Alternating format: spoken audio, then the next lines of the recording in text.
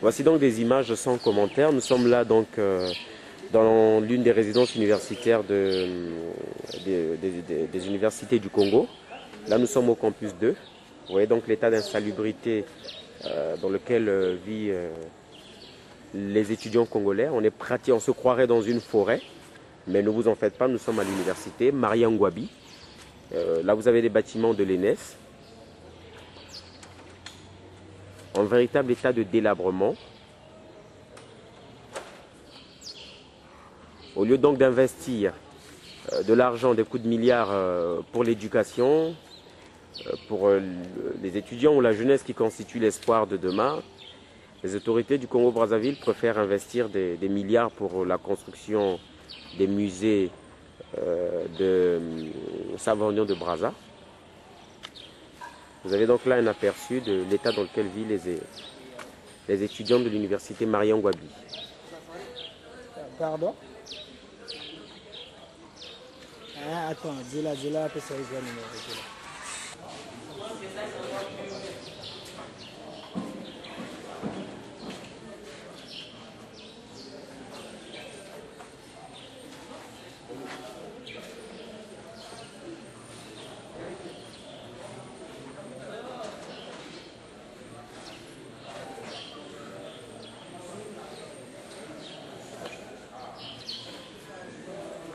Nous sommes toujours aux résidences universitaires. Là, nous regardons derrière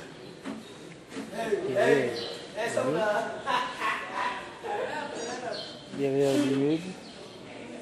Et là devant, c'est le bâtiment d'ENES. Oui, sur mon couloir. Regardez ce qui se passe. Regardez la salubrité derrière le logement des étudiants, le campus 2, campus ENES.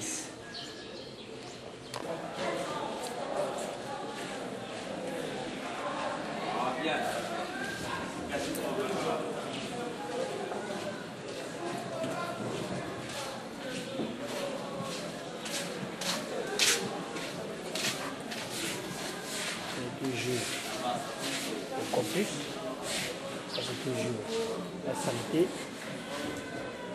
on met plus de pompes, on ne coule plus.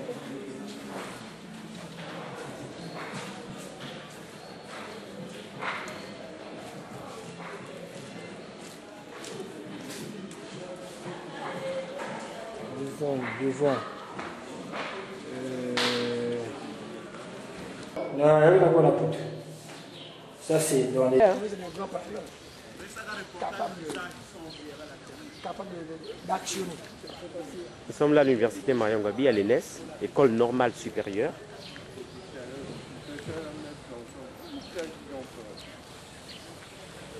Pratiquement une forêt.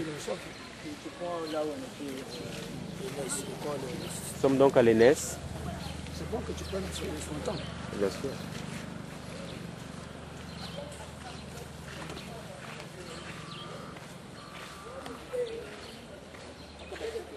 C'est devenu mon boulevard. C'est devenu un boulevard et tout le monde passe.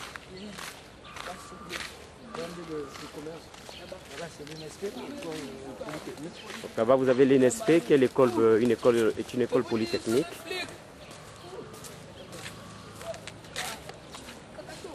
Voilà, les étudiants congolais étudient dans des forêts.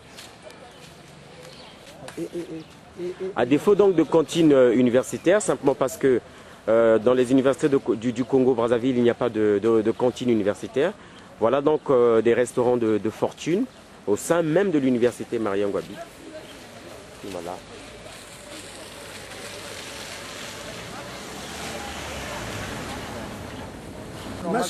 Pour ne pas que ça paraisse comme un montage. Regarde, oui, c'est vrai, c'est le même esprit.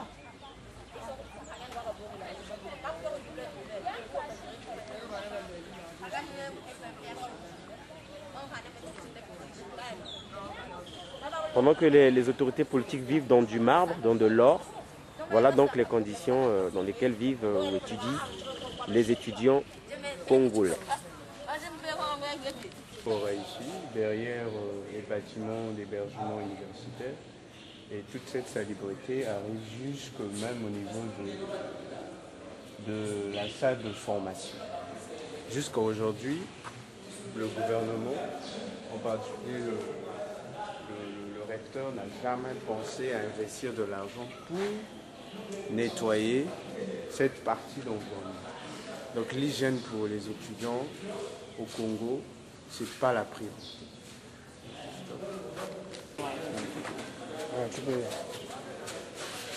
Comme je l'ai dit tantôt au départ, vous-même voyez à partir de ces images tout ce qui se passe ici, le bâtiment du campus 2, comment il vit et comment les étudiants y dorment. Et le second bâtiment que vous constatez, c'est le haut. On pourrait être même à un jour à tomber si le gouvernement n'y pense pas. Nous n'avons plus de lampes ici.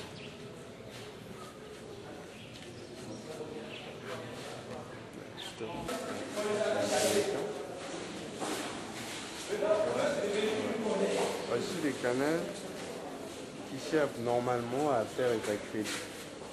Mais vu qu'on ne nettoie pas, les canaux ne sont pas nettoyés, nous constatons que l'eau stagne. Ce sont le même bâtiment. Pas déjà.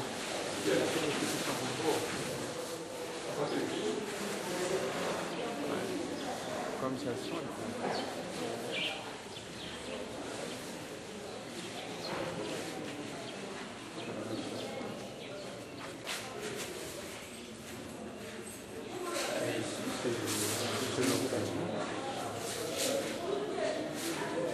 Vous constatez qu'il risque d'avoir un glissement.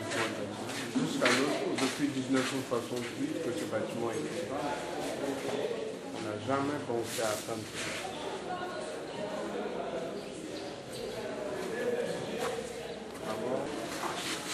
Voilà.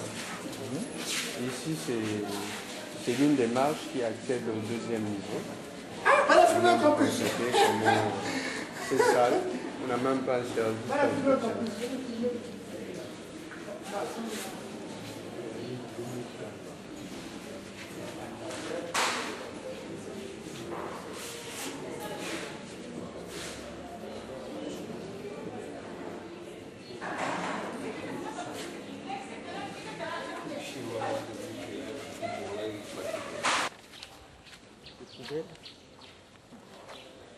Voilà. Nous sommes toujours à l'intérieur du campus. On va même constater que jamais ils pensaient à y entretenir. Voilà. Constater, c'est toujours le même bâtiment. Et cette fois-ci, nous sommes un peu plus en aval. Les caniveaux qui servaient de circulation d'eau servent aujourd'hui de dépôt de poubelle. Les étudiants n'ont plus à le faire puisque c'est la sanité. Ils dorment avec cet état de conditions d'hygiène. Et le résultat, c'est la maladie, les fièvres, le paludisme. Nombre d'étudiants ici.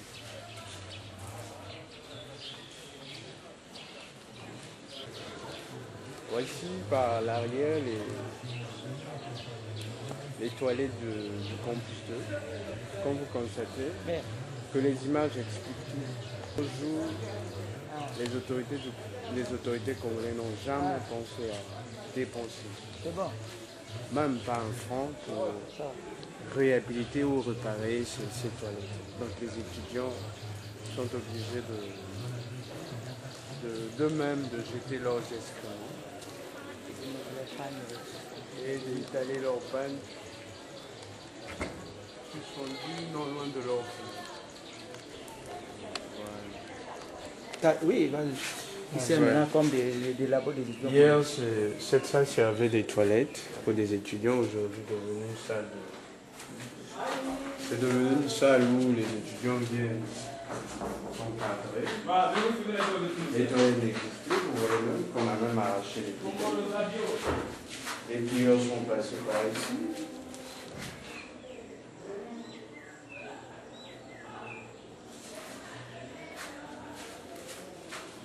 Le campus universitaire n'existe plus. C'est bon? Voilà. Ici, nous sommes toujours dans la même concession de l'université Malais. Cette partie fut servie pour construire d'autres bâtiments.